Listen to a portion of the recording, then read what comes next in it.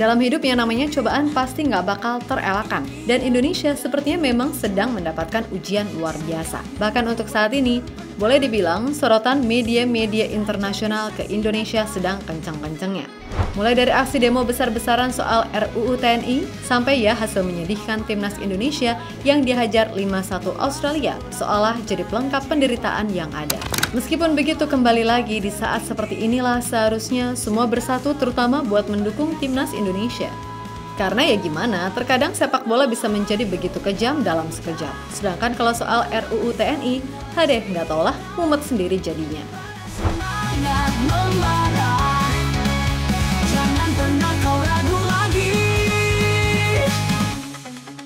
Lawan semua badai datang, petir takkan menghentimu.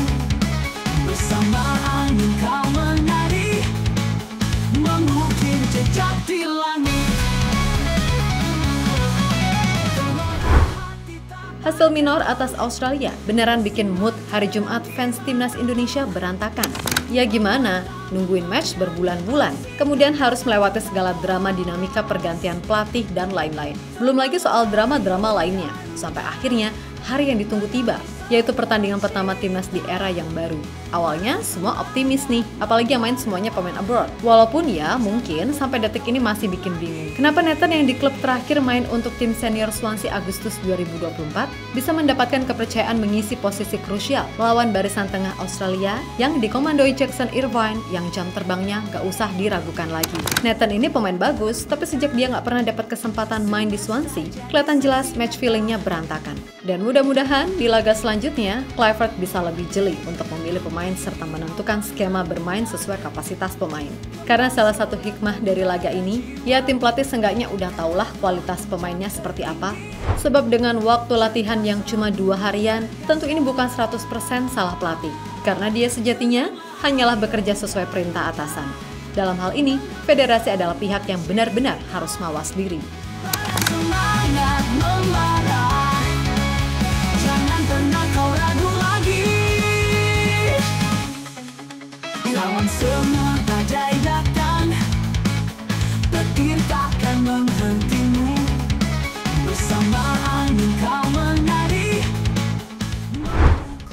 Yap, selain tagar Kluivert out di X yang trending, adapun tagar tolak revisi UU TNI juga viral di mana-mana. Bahkan boleh dibilang, dalam 1 hari kemarin, Indonesia benar-benar jadi sorotan internasional. Akan tetapi, sayangnya, dalam hal lain, konteksnya sedang tidak baik-baik saja. Ya gimana ya, udah timnasnya dihajar di negeri kangguru, rakyatnya dihajar sama RUU. Sehingga selain demo soal sepak bola, adapun demo-demo yang terkait dengan RUU itu juga menjadi sesuatu yang trending di dunia. Tentu ini adalah hal yang cukup memilukan, dan mudah-mudahan segera ditemukan jalan keluarnya. Jangan pernah kau ragu lagi. Lawan semua badai datang, petir takkan menghentimu. Bersama angin kau menari, mengukir jejak di langit.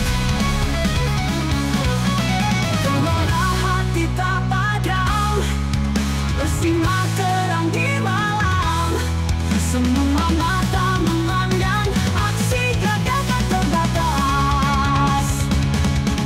Terbanglah ayo Garuda, menggapai semua cita. Sementara itu, terkait kekalahan timnas Indonesia, Patrick Kluivert enggan menyalahkan lini belakang. Baginya, hal yang paling penting adalah menganalisis semua kekurangan yang ada. Karena untuk match pertama, pastilah semua butuh penyesuaian walaupun kembali lagi, inilah konsekuensi yang harus diambil. You guys don't see the spirit what we have in the team. We will react. We will react absolutely against Bahrain. Unfortunately, of course, the result. I think in the beginning of the game, we did a very good job in pressing high, exactly on the right side where we wanted to press, because we knew on the left side they have the good players, and from my point of view, it went very good. After that, we received a penalty. If you shoot the penalty in, it will be a totally different match, of course. But unfortunately, Kevin shot the ball in the post, and from that moment we changed something in our minds or something. But we didn't play our play anymore. But I think that during the game, I think that we fought like lions. We never dropped down our heads. But unfortunately, I'm very disappointed, of course, for the result. Not only for us, for the people, but for everybody who is supporting Indonesia. Yes, if possible, of course. That's my playing style. I think that from the beginning that we saw the game, we had grip of the game. I think that we played better than Australia.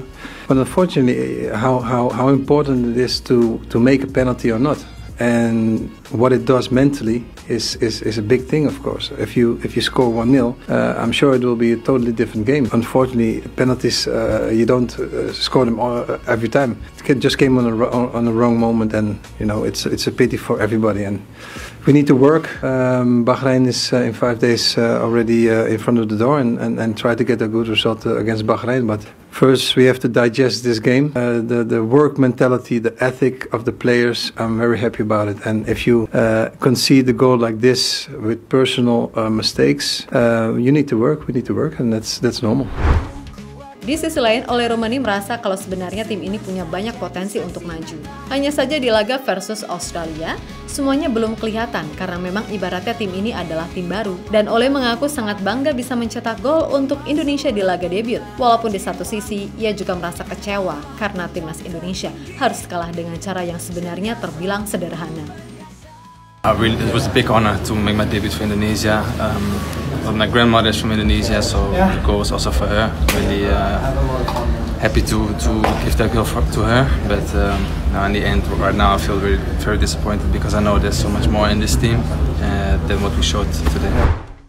Yap, terlepas dari apapun, khusus timnas Indonesia, semoga di match versus Bahrain semuanya bisa jadi lebih baik karena sejatinya peluang itu masih terbuka dan kita harus terus bersatu untuk menggapainya. Dan mudah-mudahan Kluivert nggak kepedean bermain highline defense yang ujung-ujungnya terlalu riskan untuk di counter. Sebenarnya sah-sah aja main modelan gitu, asalkan para pemain udah mengerti satu sama lain plus kondisi staminanya full baterai. Lah kemarin udah pemainnya datang mepet plus jarak OTW-nya jauh, tiba-tiba suruh main full high press. Ya remok toh bosku. Untuk itu sekali lagi dari semua evaluasi, dari semua analisis, moga-moga aja ditemukan solusinya. Karena kembali lagi, soal kualitas individu, pemain timnas Indonesia itu bagus. Cuman gimana caranya bisa menyatukan itu ke dalam satu unit yang pasti, kan gitu. Emang nggak gampang, dan STI aja butuh waktu tahunan untuk bisa membentuk tim yang solid. Tapi nggak ada alasan buat Kluivert karena ia pun udah tahu resikonya ketika memutuskan menerima tawaran PSSI. So buat saat ini, stop saling menyalahkan, gak usah ada bully-bulian atau hujat-hujatan lagi. Pokoknya dukung dan doakan aja, karena sejatinya mimpi itu belum usai untuk diperjuangkan. Untuk itu, buat semua elemen timnas, tetap semangat dan sukses selalu. Oke, kita Garuda.